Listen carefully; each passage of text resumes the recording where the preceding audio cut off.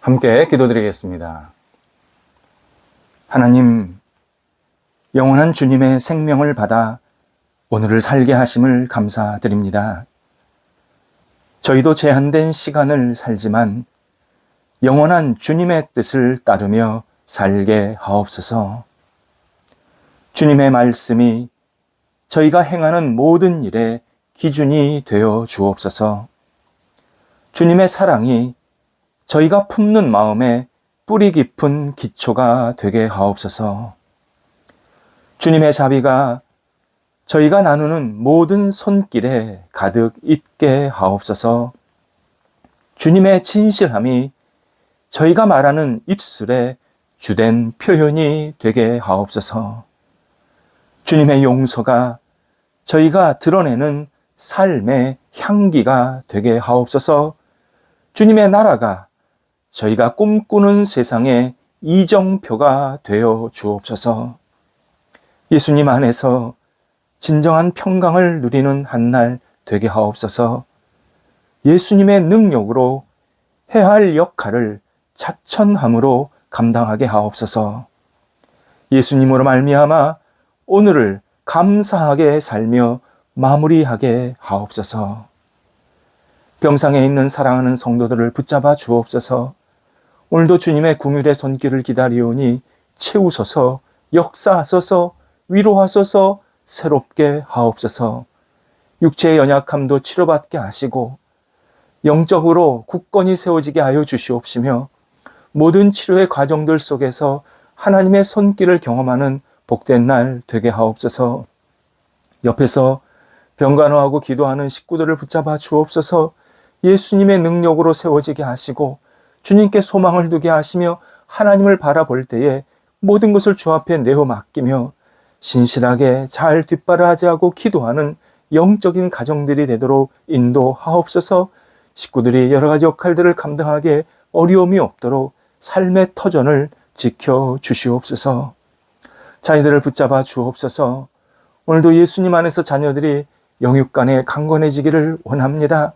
하나님을 바라보고 의지하게 하시고 영적으로 흔들리지 않게 하시고 육체적으로도 힘있게 오늘도 살아가여서 하나님 앞에 영광되게 하시며 오롯이 하나님 앞에 기쁨으로 살아가는 복된 자녀들 되게 하옵소서. 어린 자녀들을 붙잡아 주셔서 잘 먹고 무럭무럭 자라게 하소서. 건강케 하여 주셔서 어릴 때부터 하나님을 생각하며 의지하며 하나님 경외하는 자녀들 되게 하옵소서. 학업에 있는 자녀들, 시험을 앞두고 있는 자녀들을 붙잡아 주셔서 하나님께 영광되게 하시고 잘 준비되게 하시며 미래를 향해서 힘차게 출발하는 계획하고 그리고 준비하는 여러 가지 시간들이 될 수 있도록 인도하시고 하나님 지혜를 부어주셔서 지혜롭게 잘 하나하나 이해하고 받아들일 수 있게 해주시옵시고 논리력과 통찰력도 허락하여 주시어서 하나님께서 주시는 그 능력으로 학업에 임할 때마다 시험 준비할 때마다 감사합니다. 주님의 은혜로 이렇게 좋은 성과 얻었습니다. 고백하는 우리 사랑하는 자녀들 되게 하옵소서. 결혼과 또 장래 여러 가지를 생각하면서 기도하는 자녀들도 있사오니 도우셔서 좋은 짝 만나게 하시고 장래에 빛이 비춰질 수 있도록 역사하여 주시어서 자녀들에게 큰 복이 임하도록 함께 하옵소서. 일터를 붙잡아 주옵소서. 오늘도 주님의 주신 일터가 나사렛 예수님의 능력으로 우뚝 세워지게 하시고 복되게 하시고 확장되게 하시고 깊어지게 하여 주시어서 일터 속에서 오직 하나님의 이름이 드러나게 하시고 하나님 앞에 영광되며 복을 누리며 많은 사람들에게 그리스도의 은혜를 나눌 수 있는 통로가 되는 일터가 되게 하옵소서. 만나는 사람에게 함께 해주셔서 좋은 만남이 계속 지속되게 하시고 함께 손을 잡고 주님 앞에 영광되는 일터 되게 하옵소서. 거래와 투자를 위해서 계속 기도합니다. 하나님 도우셔서 좋은 거래처, 거래할 사람, 또 투자처, 투자할 사람들 만나게 하여 주시어서 하나님께서 선한 능력으로 아름답게 합력하여 손을 두게 하시고 이 일들을 통해서 하나님 나라에 크게 쓰임받는 성도들의 삶의 자리가 되게 하옵소서. 계획하고 추진하는 일들이 있습니다. 도우소서. 지혜롭게 잘 계획하고 또 성령의 능력으로 잘 추진되게 해주셔서 모든 어려움들은 극복하게 하시고 하나하나 문이 열릴 때마다 주님 감사합니다. 담대하게 앞을 향해 나아가도록 인도하옵소서. 새로운 시작을 하고 있는 우리 사랑하는 성도 있습니다. 붙잡아 주셔서 힘차게 앞을 향해 나아가게 하시고 비전 있게 하시고 쓰임받게 하시고 속한 곳에서 하나님의 이름을 마음껏 드러낼 수 있는 시작점에 우뚝 세워지도록 역사해 주셔서 우리 이 시작을 통해서 모인 곳에 또 많은 사람들에게 선한 영향력을 끼치도록 인도하옵소서. 대한민국 붙잡아 주옵소서. 하나님, 대한민국이 예수님 안에서 아름답게 세워지게 하소서. 지도자들이 백성들을 사랑하게 하시고 백성들이 맡겨진 역할을 잘 감당하게 하시며 각계 각층 사람들이 서로 합력하게 하시고 서로를 생각하며 배려할 수 있게 하시고 저희 나라가 오직 복음의 나라, 믿음의 나라, 하나님을 영화롭게 하는 나라로 우뚝 세워지도록 함께하여 주시어서 대한민국에 하나님의 큰 복이 찾아 손손 가득 임하도록 역사하여 주시옵소서. 여러 가지 현안들, 어려운 것도 있사오니 주님께서 붙잡아 주셔서 하나님이 주시는 능력으로 잘 해결되게 하시고 특별히 저희 주변의 생활 환경이 안정되게 해주셔서 우리 국민들이 감사함과 기쁨으로 평안한 마음으로 생활할 수 있도록 인도하옵소서. 줄타하는 성도들 붙잡아 주셔서 오고 갈 때 선하게 이끌어 주시고 하나님께 영광되는 삶이 되게 인도하여 주셔서 맡겨진 역할 잘 감당하고 다시 가정으로 돌아와서 힘있게 맡겨진 역할을 감당할 수 있는 시간이 지속되도록 인도하옵소서.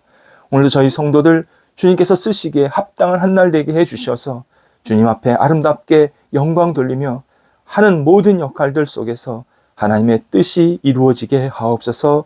예수님의 이름으로 기도드립니다. 아멘. 오늘 우리에게 주시는 하나님의 말씀은 신약성경 누가복음 14장 7절에서 11절까지의 말씀입니다. 누가복음 14장 7절에서 11절까지의 말씀입니다. 살아계신 하나님의 말씀을 봉독합니다.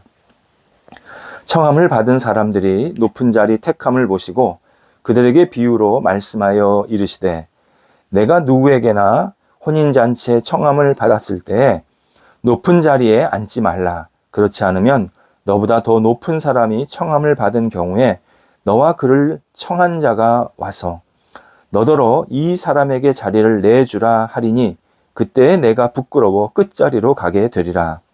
청함을 받았을 때에 차라리 가서 끝자리에 앉으라.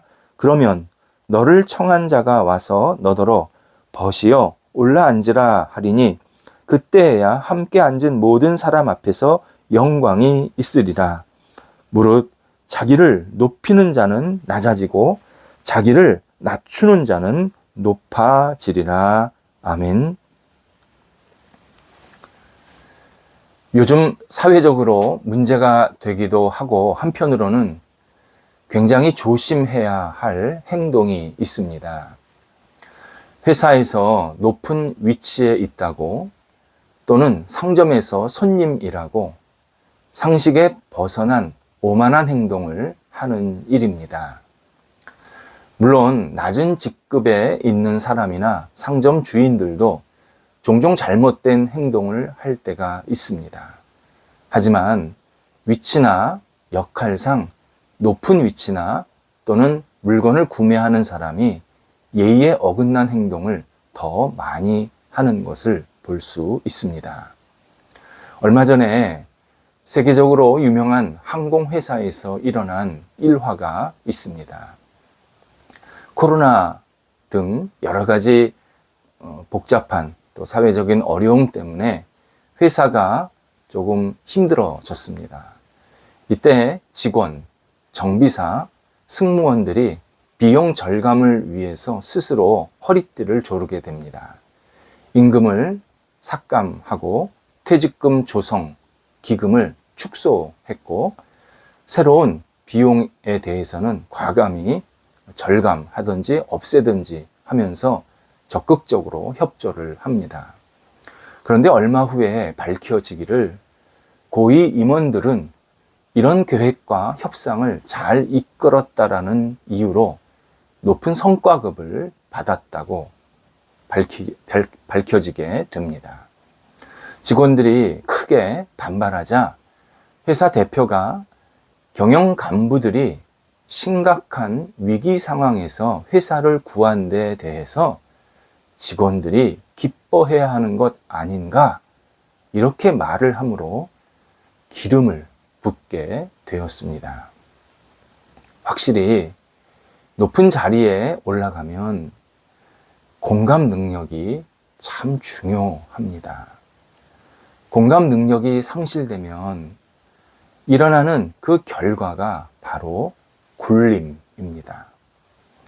어떤 이는 상대방의 처지, 그 어려운 처지를 잘 헤아리면서 나도 저럴 때가 있었지 라고 생각하면서 이해하고 배려하기도 합니다.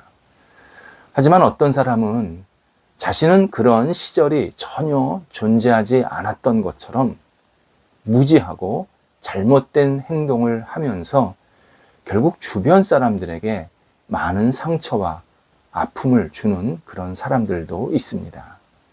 바로 후자가 굴림의 대표적인 모습입니다.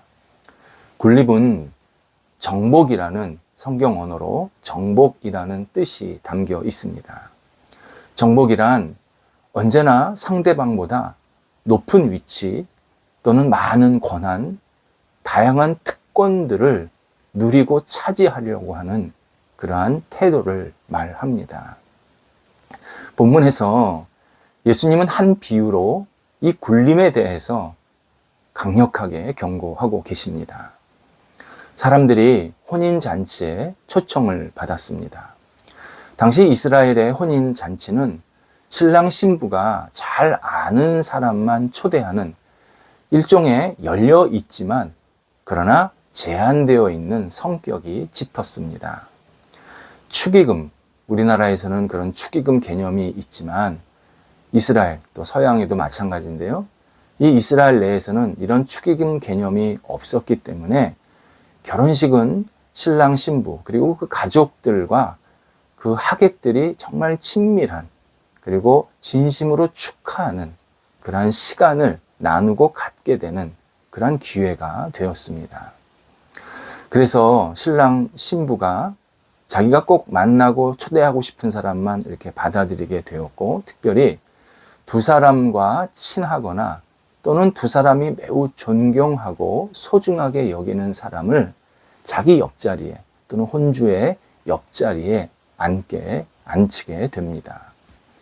이에 초청받은 사람들이 저마다 자신은 저 신랑 신부 또는 그 잔치를 준비한 혼주와 특별한 관계라고 생각하면서 옆자리에, 소위 말해서 상석에 앉으려고 했다라고 예수님께서 처음에 전제를 하고 계십니다. 드디어 혼주가 왔습니다. 혼주는 자신이 가장 사랑하고 존경하는 사람이 저 끝자리에 앉아있는 모습을 보게 되면서 10절에서 벗이여 당신의 자리는 거기가 아니라 여기입니다. 내 옆자리입니다. 라고 이렇게 정중하게 그를 상석으로 초청하게 됩니다. 그러면서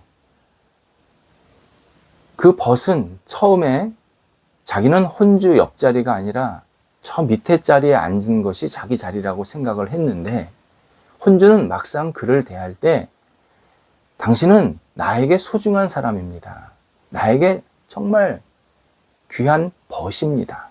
라는 표현을 통해서 그가 자기에게 매우 귀한 존재라는 사실을 사람들에게 알리게 된다라고 예수님께서 말씀하십니다.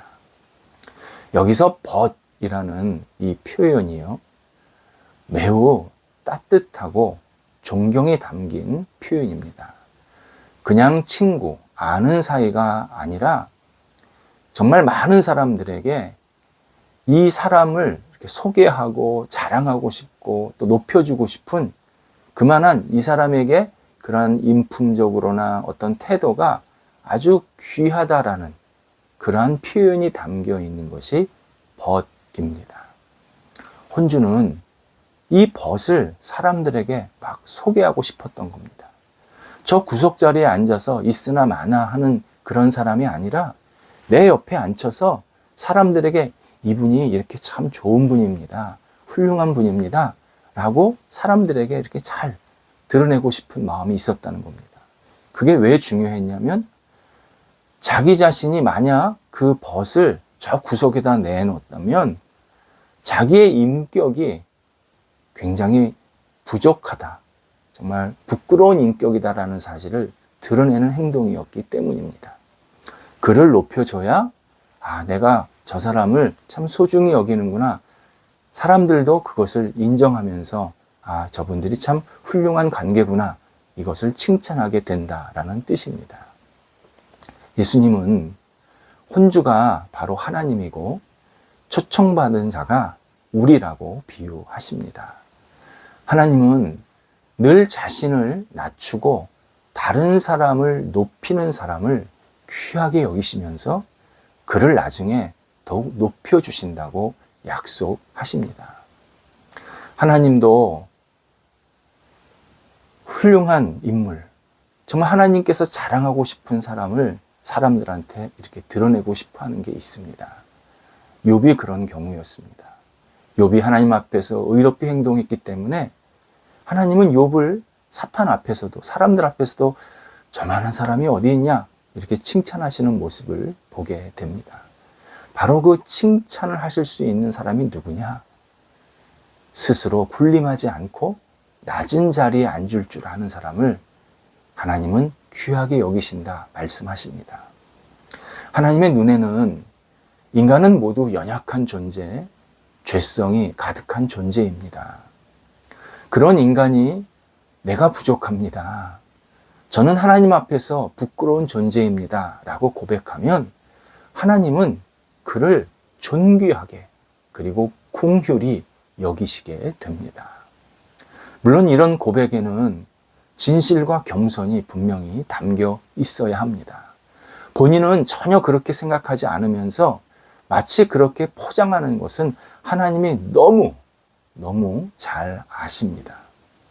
결국 우리가 주님 앞에서 고개를 숙일 수 있는 이유는 나를 위해서 죽으신 그 십자가, 예수 그리스도의 십자가를 깊이 받아들일 때입니다.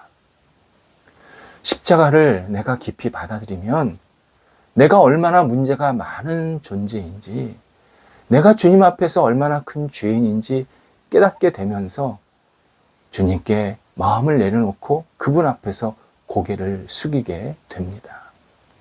이에 그리스도를 온전히 바라보는 신앙인은 결코 누구에게도 군림하거나 큰 소리를 치지 않습니다.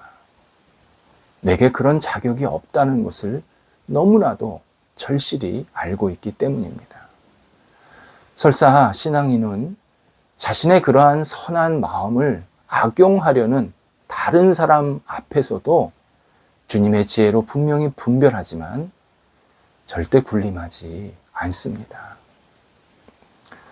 신앙인은 오직 예수 그리스도의 그 십자가의 사랑 안에서 다른 사람을 소중히 여기며 귀하게 여길 줄 아는 그러한 따뜻한 마음, 그러한 너그러운 마음을 갖고 사는 사람들입니다. 유럽에서 가장 유명한 전쟁이 영국과 프랑스 간의 100년 전쟁입니다. 제일 오랜 기간 했던 전쟁입니다. 실제로는 1337년부터 1453년까지 116년 동안 싸운 전쟁입니다. 말이 100년이지 실제로 116년을 싸웠습니다. 영국은 프랑스의 왕을 자신들이 원하는 사람으로 세우려고 했고, 프랑스는 왜 우리나라인데 니네가 간섭하느냐 자체적으로 세우려고 했던 이 프랑스 왕이 계승 문제를 갖고 다투었던 일련의 분쟁이었습니다. 결국 1429년에 전쟁이 프랑스가 이기는 쪽으로 그렇게 기울게 됩니다. 그리고 이 전쟁을 승리로 이끈 아주 결정적인 역할을 했던 사람이 우리가 잘 아는 잔 다르크 여성입니다. 그녀는 매우 신실한 신앙인이었습니다. 그래서 그의 역할, 그 훌륭한 그 승전고를 올려주는 바람에 결국 샤를 7세가 프랑스의 공식 왕으로 대관식을 치르게 됩니다. 그러면서 왕이 그녀에게 자네가 원하는 모든 것을 들어주겠다. 말해보라. 라고 이렇게 얘기를 했습니다. 그때 잔다르크가 두 가지를 말하게 됩니다. 첫 번째는 제가 말을, 그러니까 타는 말입니다. 전쟁에서 쓰는 말. 이 말을 사도록 돈을 빌려준 가족과 친구들에게 빚진 돈을 모두 갚아 주시기 바랍니다. 성경은 빚을 지지 말라고 말씀하셨습니다. 말을 사느라 빌린 돈은 비록 나라를 위한 일이었지만 그래도 분명히 빚입니다. 이 빚을 그들에게 갚아 주시기를 바랍니다. 두 번째는 저와 생사고락을 함께한 주변 사람들 그리고 고향 사람들에게 400년 동안 세금을 받지 않겠다고 약속해 주시기 바랍니다. 그들은 자기 목숨을 내놓고 싸웠기에 가족들을 잃었고 많은 재산을 탕진하게 되었습니다. 세금 감면이 그들에게 진정한 위로는 되지 못하겠지만 나라를 위해서 목숨 바친 사람들에게 마땅히 있어야 할 대가입니다. 이렇게 두 가지를 요청하게 됩니다. 굴림을 거부한 한 성숙한 신앙인의 모습을 보게 됩니다. 예수님은 만왕의 왕, 만주의 주이시지만 스스로 십자가를 지시기 위해서 종이 되셨습니다. 그래서 로마 군인들이 찾아왔을 때 누구도 아닌 나, 당신을 잡아가라. 너희들의 할 일을 해라. 라고 당당하게 말씀하십니다. 그리스도는 우리가 종으로 오신 당신을 믿고 따르기에 굴림이 아니라 타인을 높이고 보호하는 일에 더욱 전문가가 되게 만드십니다. 굴림을 버리는 일, 그리고 타인을 소중히 여기고 높여주는 일, 이 길이 옳다고 말씀하십니다. 기도하겠습니다. 하나님, 예수 그리스도를 따르고 닮아 세상의 종으로 다른 사람들 앞에서 우뚝 세워지는 굴림하지 않는 삶으로 살기를 간절히 원합니다. 그리스도를 더욱더 따라가서 저희들의 삶이 그리스도의 향기가 나타나게 하시고 예수님이 사셨던 것처럼 이 땅에서 늘 다른 사람들을 세우고 소중히 여기며 보호하고 그리고 존귀하게 여길 줄 아는 믿음의 사람들이 될 수 있도록 인도하옵소서. 오늘 저희가 만나는 사람들에게 진정한 그리스도의 사랑과 섬김을 온전히 나타나는 한 날이 되도록 인도하옵소서. 예수님의 이름으로 기도드립니다. 아멘.